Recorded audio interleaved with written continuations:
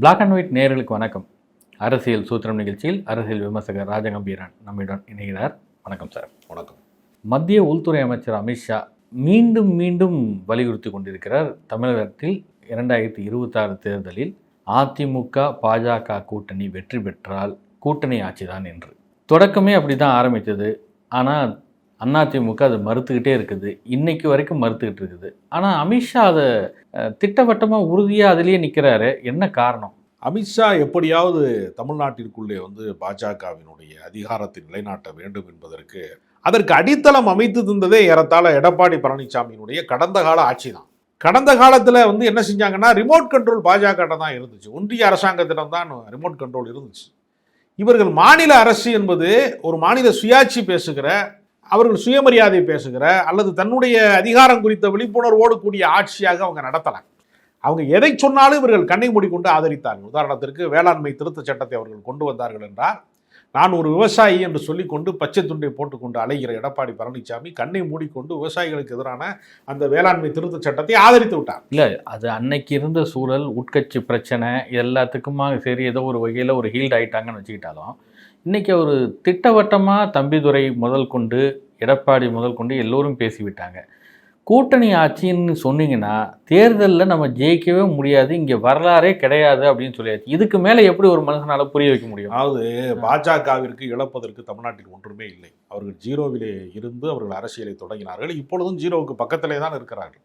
அதிகபட்சம் ஒரு 4 எம்எல்ஏ வைத்திருக்கிறார்கள். இந்த நாடாளுமன்ற தேர்தலிலே கொஞ்சம் பர்சன்டேஜ் கொஞ்சம் வாக்கு சதவீதத்தை கொஞ்சம் உயர்த்தி இருக்கிறார். அதை கழித்து விட்டு ஒரு அதிகார மையமாக தமிழ்நாட்டிலே பாஜக இன்னும் உருமாறிவிடவில்லை. அதனால் அவங்க என்ன நினைக்கிறாங்கன்னா, அதிகபட்ச பேரமாக நாம் எவ்வளவு பேச முடியுமோ அதை நம்ம பேசுவோம். வழக்குக்கு அச்சப்படுகிற அவர்கள், கொள்கை இல்லாத அவர்கள், எப்படியாவது மண்டியிட வேண்டும் என்று விரும்புகிற அவர்களை எவ்வளவு தன் வசப்படுத்துவதற்கு முயற்சி செய்து கொண்டே இருக்கிறாங்க.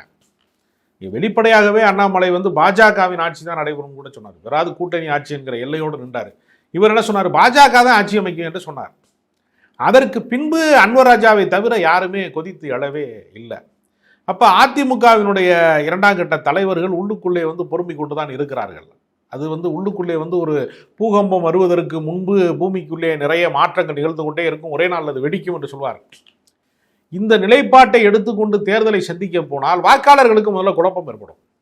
நாம் அதிமுகவுக்கு தான் ஓட்டு போடுறோமா இல்லை மறைமுகமாக பாஜக ஆட்சிக்கு வருவதற்கு ஓட்டு போடுறோமா என்று சந்தேகம் வந்தால் அதிமுகவினுடைய வாக்காளர்கள் கூட, அதிமுகவினுடைய விசுவாசிகள் கூட கொஞ்சம் அச்சப்படுவாங்க. ஏன்னா திமுக வந்தால் கூட பரவாயில்ல, மறுபடியும் அதிமுக ஆள்வதற்கு பதிலாக பாஜக அதிகாரத்தை இயக்கக்கூடிய இடத்திற்கு வந்துருச்சுன்னா இந்த கட்சி அழிந்து விடும் என்கிற அச்சம் அவர்களுக்கு வரும். ஒரு முறை தோற்றால் கூட பரவாயில்ல, அதிமுக மீண்டும் தன்னை சுய பரிசோதனை செய்து கொண்டு, அந்த கட்சி கட்டமைப்பு இருக்கிறது, கோடிக்கணக்கான தொண்டர்கள் இருக்கிறார்கள், மீண்டு எழுவதற்கு இன்னொரு பரிசோதனை முயற்சியாக கூட அதை மாற்றிக்கொள்ளலாம்.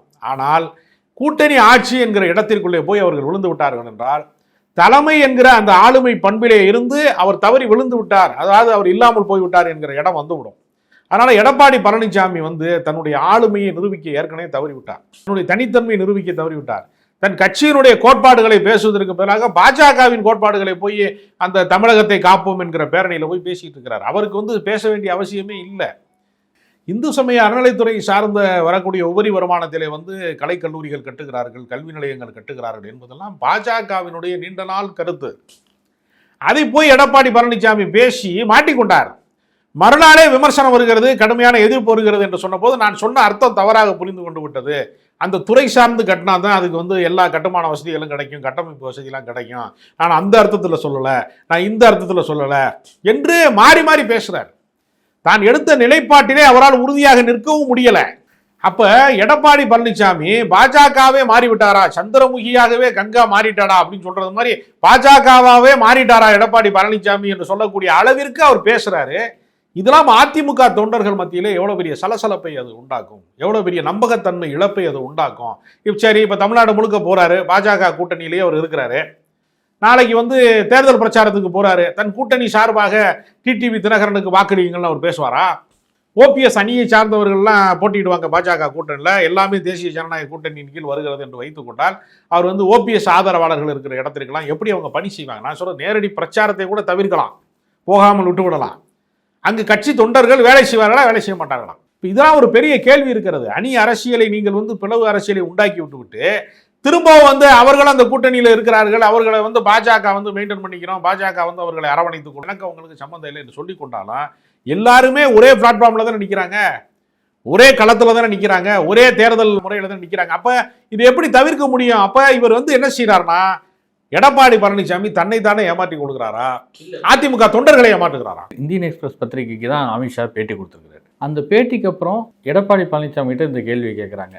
கூட்டணி ஆட்சி என்று அமித்ஷா சொல்கிறார் என்றதுக்கு ஒரே வரியில பதில் சொல்லிட்டு எடப்பாடி நகர்ந்துறார். தனி பெரும்பான்மையுடன் அதிமுக வெற்றி பெறும், தனித்து ஆட்சி அமைக்கும் அப்படின்னு சொல்லிட்டு போறார். இப்போ அமித்ஷா இவ்வளவு சொன்னதுக்கு பின்னரும் அதே கருத்தில் நிலையாக இருக்கிறார், உறுதியாக இருக்கிறார் அப்படின்றது அதிமுக தொண்டர்களுக்கு ஒரு உத்வேகத்தை தராதா? சரி, எடப்பாடி பழனிசாமி உறுதியா இருக்கிறாரு, அமித்ஷா என்ன வேணாலும் கருத்து சொல்லிட்டோம் அப்படின்னும் போது அதிமுக தொண்டர்கள் எப்படி இதுல ஏமாற போறாங்க?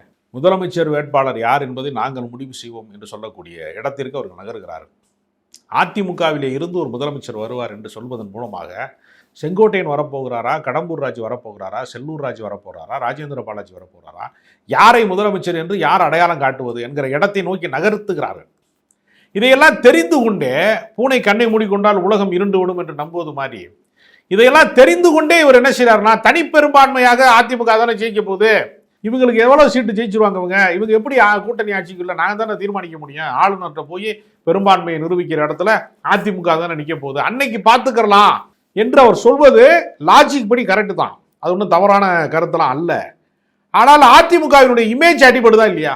அதிமுக என்கிற தனித்த பெரும்பான்மையோடு வெற்றி பெறக்கூடிய ஒரு கட்சி என்று சொல்லக்கூடிய அந்த நம்பகத்தன்மை இருக்குல்ல, அது அவரிடத்துல அடிபடுகிறது. அப்போ அவருடைய தலைமை பண்புக்கு இது ஒரு பெரிய களங்கத்தை ஏற்படுத்தக்கூடியதாக இருக்கிறது.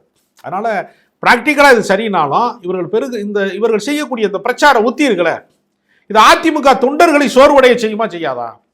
அவர்கள் மனம் சோர்ந்து போய் நாம் எதற்காக வேலை செய்ய வேண்டும் என்கிற இடத்தை நோக்கி நகர்வார்களா இல்லையா? அப்படி ஒரு கேள்வி இருக்கிறது. ஏன்னா ஏற்கனவே பாஜக கூட்டணியில இருந்து அதிமுக கடந்த நாடாளுமன்ற தேர்தலுக்கு முன்பு வெளியேறிய போது பட்டாசு வெடித்தார்கள், இனிப்பு கொடுத்தார்கள், ஒரு பெரிய கொண்டாட்டத்தையே நிகழ்த்தினார்கள் அதிமுக தொண்டர்கள் என்றால் அவர்கள் விரும்பவில்லைன்னு தான் அர்த்தம். அப்ப இந்த விரும்பாத கூட்டணி, இந்த பொருந்தா கூட்டணி எப்படி அடித்தளத்தில் வேலை செய்யும்? தொண்டர்கள் எப்படி வேலை செய்வாங்க? தலைவர்களுக்கு வேண்டுமானால் வழக்குகள் இருக்கலாம், அமலாக்கத்துறை, வருமான வரித்துறையினுடைய பிரச்சனைகள் அவர்களுக்கு இருக்கலாம். தொண்டர்கள் எந்த பலனையும் எதிர்பாராமல் வேலை செய்யக்கூடிய தொண்டர்களுக்கு இது மிகப்பெரிய மனச்சோர்வை உண்டாக்கக்கூடியதாக இருக்கும். அமித்ஷா இப்படி பேசியது தவறு என்று அறிக்கை விடுவதற்கு கூட இவர்கள் அச்சப்படுகிறார்கள் என்றால், அடிமையின் உடம்பிலே ரத்தம் எதற்கு, தினம் அச்சப்படும் கோழைக்கு இல்லம் எதற்கு என்று எம்ஜிஆரினுடைய பாடல் வரியை எடப்பாடி பழனிசாமி கேட்டு ரோசம் வருமானு நான் கேட்கிறேன். அப்படி ஒரு ரோசம் வந்தா நல்லதுன்னு நான் நினைக்கிறேன். மத்திய அமைச்சர் எல் முருகன் மீண்டும் சொல்கிறார், அதாவது தமிழ்நாடு பாஜகவின் முன்னாள் தலைவராக இருந்தவர், கூட்டணி விவகாரத்தில் அமித்ஷா எடுக்கிறது தான் இறுதியான முடிவு. அதாவது எடப்பாடி பழனிசாமி என்ன சொன்னாலும் அப்படின்ற அந்த மறைப்பொருள் அதில் இருக்குது. இன்னொன்று, அமித்ஷா சொல்வது வேத வாக்கு அப்படின்றார். அப்போ இந்த கட்டத்தில் பாஜக கூட்டணி ஆட்சி என்ற இடத்துல இருந்து நகர்வதற்கு வாய்ப்பே இல்லையா? அப்படின்னா அதிமுக பாஜக கூட்டணியோட நிலை என்னவாக இருக்கும்? இல்லை, 4 எம்எல்ஏக்களை மட்டுமே கையில் வைத்திருக்கக்கூடிய பாஜக நாங்கள் தான் ஆட்சிக்கு தலைமை வைப்போம் என்று சொல்வது நடைமுறையில் நகைச்சுவையாக இருக்கிறது.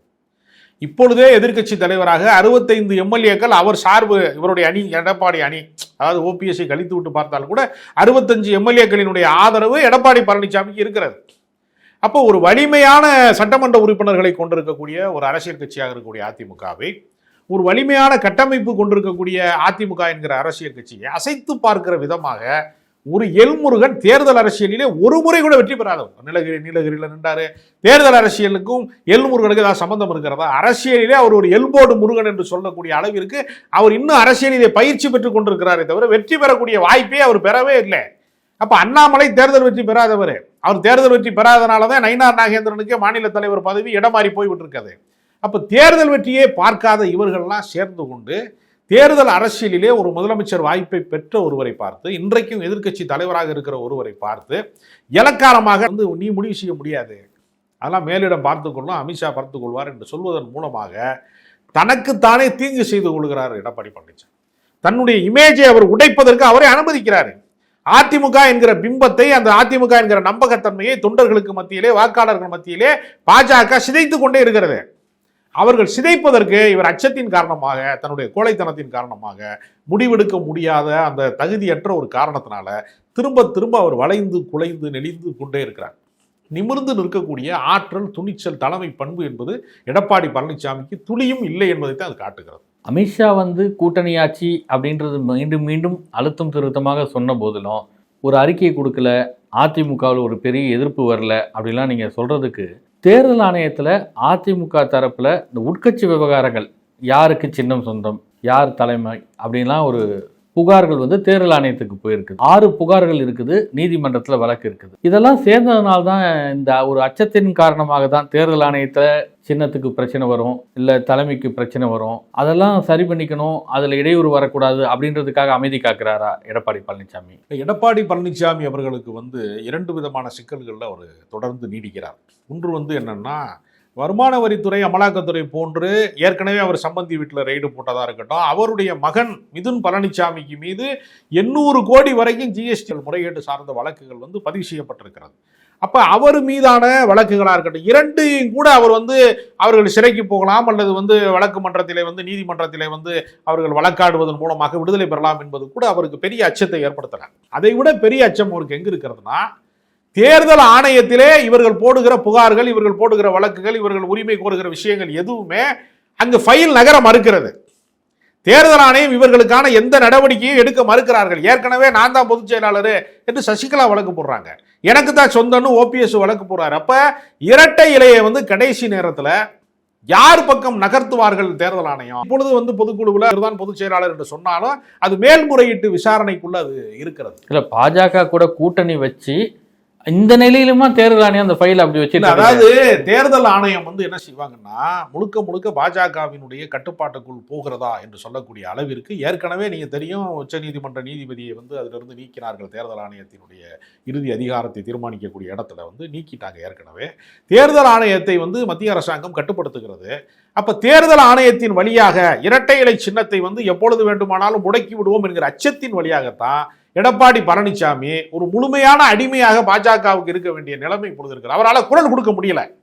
நான் கூட்டணி ஆட்சி என்பதை கடுமையாக எதிர்க்கிறேன், கூட்டணி ஆட்சியை பற்றி பாஜக பேசினால் நான் கூட்டணியை முறித்துக் கொள்வேன் என்று பகிரங்கமாக பேசுவதற்கு அவருக்கு இருக்கக்கூடிய ஒரே தடை என்னன்னா, தேர்தல் ஆணையத்தின் வழியாக இரட்டை இலையை இந்த மத்திய அரசாங்கம் ஏதாவது ஒரு அதிகாரத்தினுடைய வடிவத்திலே பறித்து விடுமோ என்கிற அச்சத்தில் அவர் இருக்கிறார்.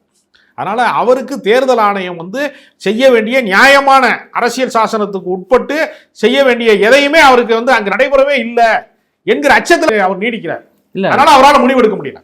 அதுதான் இப்போ சென்னை உயர்நீதிமன்றத்தில் நேற்று வழக்கு கால வரம்பு நிர்ணயம் செய்யுங்க அப்படின்னு சொல்லியிருக்காரு. ஏன்னா இந்த வழக்கு இன்னும் இழுத்து கொண்டே போனால் தேர்தல் வரப்போகிறது, தேர்தல் நேரத்தில் இந்த மாதிரி சிக்கல்லாம் வரக்கூடாதுன்றதுக்கு தான் ஒரு சட்ட பாதுகாப்போடு இருக்கணுன்றதுக்காக ஒரு முயற்சியும் மேற்கொண்டிருக்காங்க. இல்லை, அவருக்கு இருக்கக்கூடிய ஒரே பிரச்சனை என்னன்னா, இரட்டை இலையை தூக்கி விட்டால் இப்போது கடந்த நாடாளுமன்ற தேர்தலில் 20% வாக்கு வங்கியை வைத்திருக்கக்கூடிய எடப்பாடி பழனிசாமியினுடைய அணி எத்தனை சதவீதத்துக்கு கீழே இறங்கும் என்று யாராலையும் சொல்ல முடியாது.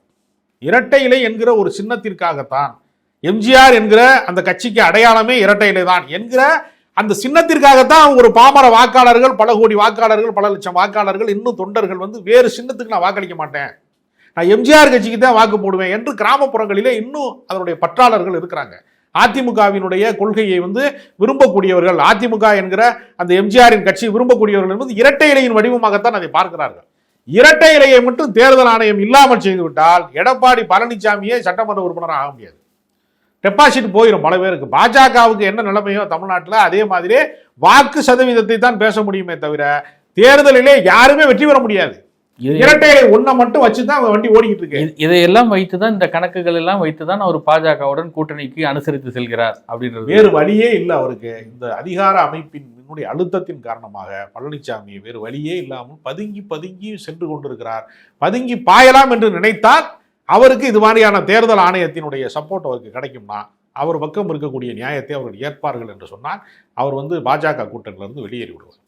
இப்போ தமிழக வெற்றி கழகம் அவங்களும் அதிமுகவுடன் கூட்டணி வைக்க முடியாது, நாங்கள் தனித்து போட்டின்றாங்க. அதாவது பாஜக இருக்கிற இடத்தில் தாவேகா இருக்காது அப்படின்னு சொல்லியாச்சு. ஆனால் மீண்டும் அமித்ஷா இன்றைய பேட்டியிலையும் தாவேக்காவை கூட்டணிக்கு கொண்டு வரதுக்கு முயற்சிப்போம் அப்படின்றாரு. இப்போ ஒரு கட்சி முடியாதுன்னு சொன்னதுக்கு அப்புறமும் முயற்சிப்போம் என்பது, கூட்டணி ஆட்சி இல்லை என்று சொன்னாலும் கூட்டணி ஆட்சின்னு சொல்லிட்டு இருந்தா முதலுக்கே மோசமாயிடும், இங்கே எலெக்ஷன்ல ஜெயிக்கவும் முடியாதுன்னு சொன்னாலும் அதே வாதத்தை திரும்ப கட்டமைக்கிறாங்க. இந்த கட்டமைப்பு பின்னாடி பாஜகவுடைய திட்டம் என்ன? இல்லை, பாஜகவை பொறுத்தவரையில் அவர்கள் விசாரணை அமைப்பின் மூலமாக விஜய்க்கு வந்து ஒரு வருமான வரி ரெய்டு போடுறாங்க. அவர் வாங்குகிற சம்பளம், ஒரிஜினலாக வாங்குகிற சம்பளம் எவ்வளவு? ஏன்னா சினிமாவில் அவருக்கு 200 கோடி வரைக்கும் சம்பளம் சொல்கிறாங்க. எல்லா சம்பள கணக்கையுமே சினிமாக்காரர்கள் கணக்கில் காட்ட மாட்டாங்க. எப்பவுமே என்ன செய்வாங்கன்னா, ஒரு நடிகனுக்கு 1 கோடி ரூபாய் சம்பளம் அப்படின்னு வச்சுக்கோங்களேன், ஒரு பேச்சுக்கு 1 கோடி ரூபாயை வந்து ஒயிட்டில் காட்ட மாட்டாங்க. அவருக்கு முதல் கட்டமாக என்ன செய்வாங்கன்னா, ஒரு 50 லட்ச ரூபாயை வந்து இதாக கொடுப்பாங்க. நேரடியாக பதிவு செய்யும் போது, இப்போ உங்களுக்கு தெரியும், சொத்து பதிகிற போது ஒரிஜினல் மதிப்பை வந்து பதிவு செய்ய மாட்டாங்க. அதே மாதிரி தான் நடிகனுக்கு சம்பளம் கொடுக்குற போது வெளியில் செய்தியாக பரவுறது என்பது வேற ஒன்றா இருக்கும். அவங்களுக்கு அக்ரிமெண்ட் போடுறாங்க இல்லையா, அதில் மிக குறைவான தொகை தான் அக்ரிமெண்ட்டில் இருக்கும். அப்போ அதற்கு மீறி இருக்கக்கூடிய பணம்லாம் எங்கேருந்து வந்துச்சுன்னா ஆட்டோமேட்டிக்காக மணி லாண்டரிங்கிற இடத்துல அது வந்துடும். இயல்பாகவே என்ன ஆயிரும்னா, நடிகனால் கணக்கு காட்ட முடியாத பணம், கணக்கு காட்ட முடியாத சொத்து என்பது அந்நிய செலவாணியில் வெளிநாடுகள்ல எல்லாம் நிறைய முதலீடு செய்திருக்கிறார். ஏன்னா நடிகர் விஜயினுடைய மனைவி வந்து லண்டனில் வசிக்கிறாங்க. பல சொத்துக்கள் வந்து வெளிநாடுகள்லையும் அவருக்கு இருக்கிறது. அப்போ இதையெல்லாம் வந்து தீவிரமாக விசாரித்தால் வேறு வழியே இல்லை. அவர் கட்டி வச்சிருக்கிற கல்யாண மண்டபத்தில் இருந்து, அவர் வாங்கி போட்டிருக்கிற சொத்துல இருந்து எல்லாவற்றிற்கும் முறையான கணக்கு தாக்கல் செய்வது என்கிற ஒரு இடத்தை மட்டும் நெருக்கடி செய்தாலே விஜய் பாஜக கூட்டணி வந்துடுவார். அதனால விஜய் இடத்துல கணக்கு வழக்கு இல்லாத கோடிக்கணக்கான சொத்துக்கள் இருக்கிறது. ஏறத்தாழ ஒரு 1000 கோடிக்கு மேல சொத்துக்கள் இருக்கிறதே.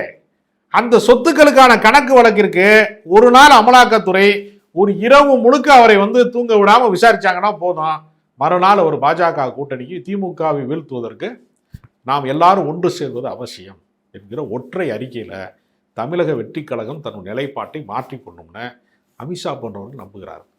அண்ணாமலை ஒரு நிகழ்ச்சியில் பேசும்போது சொல்கிறார், தலைவர்கள் என்பவர்களை நீங்கள் எப்படி மைண்டில் ஃபிக்ஸ் பண்ணணும்.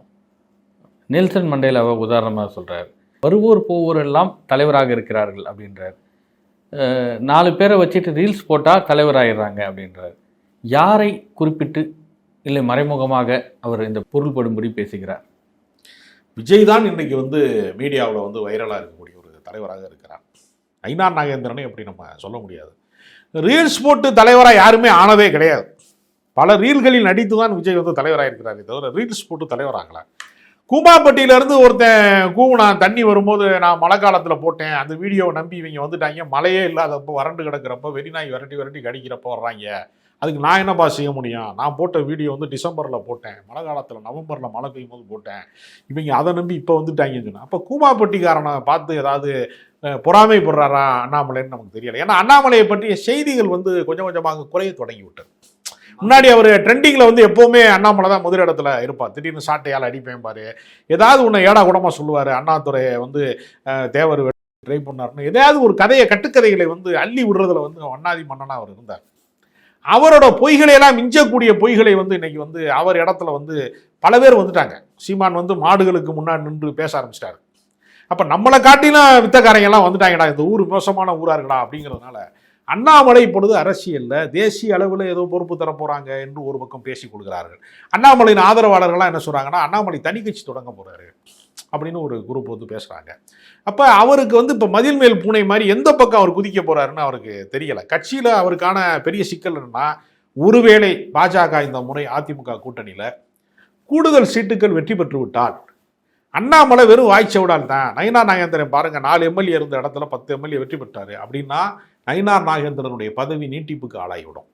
ஒருவேளை வந்து பாஜக வந்து இன்னும் கொஞ்சம் கூடுதல் சதவீதம் பெற்றால் கூட அது ஒரு பெரிய அங்கீகாரமாக நயினார் நாகேந்திரனுக்கு போகிறோம். அப்போ அண்ணாமலையினுடைய ரோல் வந்து தமிழ்நாட்டில் முடித்து வைக்கப்படும். அண்ணாமலையினுடைய தலைமை என்பது தேவையே இல்லாத ஒரு ஆணி, இதை பிடுங்கவே வேணாம் அப்படின்னு சும்மாவே இருந்திருக்கலாம் என்கிற இடம் வந்துடும். அதனால் அவர் இப்போ என்ன நினைக்கிறாருன்னா, நம்ம தான் சொன்னோம் அதிமுக கூட்டணி வேணான்னு சொன்னோம், அப்போ அதிமுக கூட்டணியும் தோற்கணும், நயினார் நாகேந்திரனும் தோற்கணும். அப்படி தோற்றாதான் அண்ணாமலை சொன்னதா சரிங்கிற கருத்து வரும்.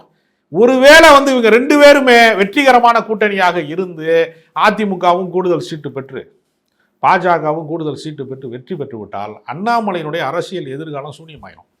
அதனால 2 பேரும் தோற்பதற்கு உள்ளடி வேலை பார்க்கறதுக்கு தான் பாஜக ஆட்சி அமையுங்கிற அந்த குறுக்குச்சால் ஓட்டுற வேலையெல்லாம் அவர் செஞ்சுட்டு இருக்காரு. கூடிய சீக்கிரம் வந்து என்ன ஆகும்னா அதிமுக பாஜக கூட்டணியின் தோல்விக்கு அண்ணாமலை ஒரு மறைமுக காரணமாக இருக்கக்கூடிய அளவிற்கு அவர் செயல்பட்டு கொண்டிருக்கிறார். நன்றி. மற்றொரு நேர்காணல் சந்திப்போம்.